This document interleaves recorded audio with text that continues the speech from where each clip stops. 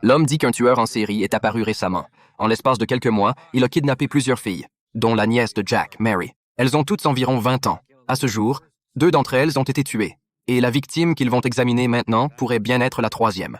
Il est à noter qu'à chaque fois, le tueur laisse une note avec un nom inscrit dessus. Le grand Don Juan.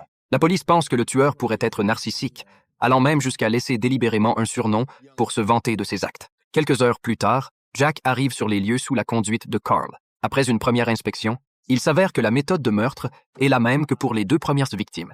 Elles ont toutes les 2 les mains liées et présentent des signes d'agression avant leur mort. Heureusement, la victime n'est pas la nièce de Jack, ce qui soulage un peu son esprit.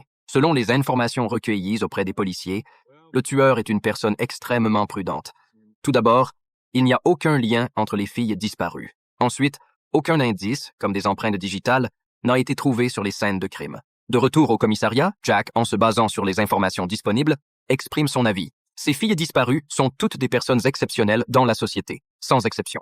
Elles sont toutes considérées comme des modèles par leur entourage. D'après cela, Jack conclut que le tueur semble préférer des jeunes filles intelligentes et belles. Il pense donc que son objectif n'est peut-être pas de tuer, mais qu'il pourrait avoir une obsession pathologique de collectionner des filles. Bien que la police ait trouvé 3 cadavres, ces 3 victimes n'ont pas été tuées dans l'ordre des disparitions. En résumé, Jack pense que les autres filles pourraient encore être vivantes. Quant aux 3 meurtres, il est probable que ces victimes aient été tuées parce qu'elles ont enfreint certaines règles établies par le tueur. Cette analyse apporte une nouvelle clarté à l'enquête et se rapproche très fortement de la vérité. Pendant ce temps, un mystérieux individu se cache dans l'ombre, espionnant silencieusement les habitudes d'une jeune fille.